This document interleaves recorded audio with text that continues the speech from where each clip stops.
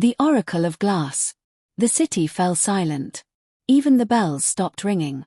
Lira looked up at the figure standing atop the citadel tower, his white robes moving gently in the silver wind. Everything about him felt wrong. Too calm.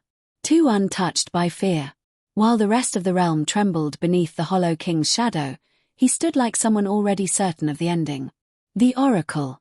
His golden eyes remained fixed on Lira. Not with affection. With calculation. Then slowly, he descended. Not by stairs. The air itself carried him downward in ribbons of silver light until he landed before the gates without making a sound. The warriors immediately lowered their heads. None dared meet his eyes. Kale stepped subtly closer to Lira. Protective again. The Oracle noticed. "You still stand beside her," he said quietly. His voice was beautiful. Ancient.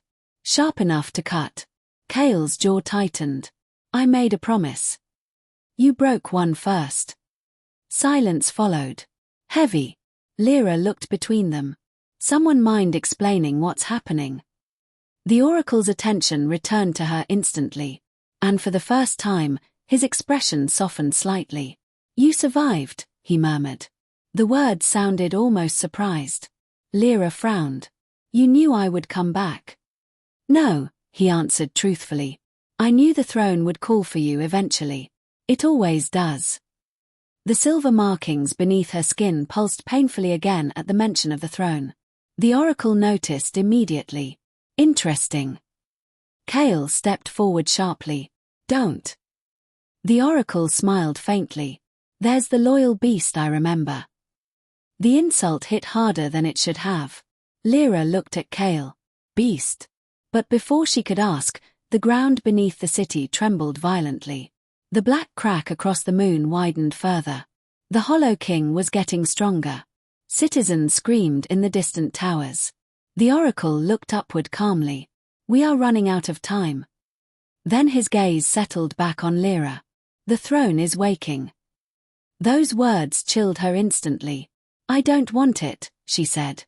A strange sadness crossed the Oracle's face. No ruler ever does in the beginning. The gates behind them slowly reopened. Darkness waited beyond them. Not empty darkness. Living darkness. Lira could feel it breathing. Calling to her. The Oracle extended one pale hand toward her. "Come, Your Majesty." Kale grabbed her wrist before she could move. His silver eyes locked onto hers. "Once you enter the inner citadel, nothing changes back."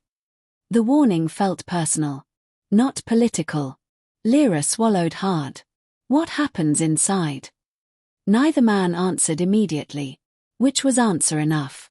Finally, the Oracle spoke. "The throne will decide whether you remain human." Cold fear spread through her chest. Kale's grip tightened instinctively. "She's not ready." The Oracle's golden eyes sharpened. "She may already be too late." A silence followed that felt dangerous. Then Lira noticed something strange. The Oracle had not once called Kale by name. Only titles. Insults. Like names held power here. She looked directly at him. "What is Kale, really?" The Oracle smiled slightly. There it was again. Calculation. "You haven't told her?" he asked softly. Kale's expression darkened instantly. "That isn't your choice." "No," the Oracle agreed. "But it is amusing." Lira's heartbeat quickened. "Tell me." Kale looked away briefly. And for the first time since meeting him, he seemed afraid of her. The Oracle stepped closer. "Your Majesty," he said gently, "the one you trusted most was never entirely human." The silver wind around the citadel intensified. Shadows bent unnaturally toward Kale's feet. The Oracle continued quietly. "He was created by the throne itself." Lira froze. "What?" "A living weapon," the Oracle said. "Forged from shadow, soulfire, and devotion. The perfect guardian." Kale said nothing, which terrified her more than denial would have. The Oracle's gold eyes glimmered. He was designed for one purpose only. Lira's chest tightened painfully. "To protect me." The Oracle looked at her almost sympathetically. To destroy you, if you became the next Hollow King. Silence. Absolute silence. Lira stared at Kale. Every memory suddenly felt different. Every touch. Every promise. Every moment. Kale finally met her eyes again. And the pain in his expression hurt worse than the truth itself. I never wanted that fate, he said quietly. The oracle tilted his head. But you failed once already. The words hit like a blade. Lira stepped backward instinctively. Not because she feared Kale. Because part of her suddenly feared herself. The black crack across the moon exploded wider. A roar shook the entire realm. And deep within the citadel, something ancient awakened, waiting for its queen to return.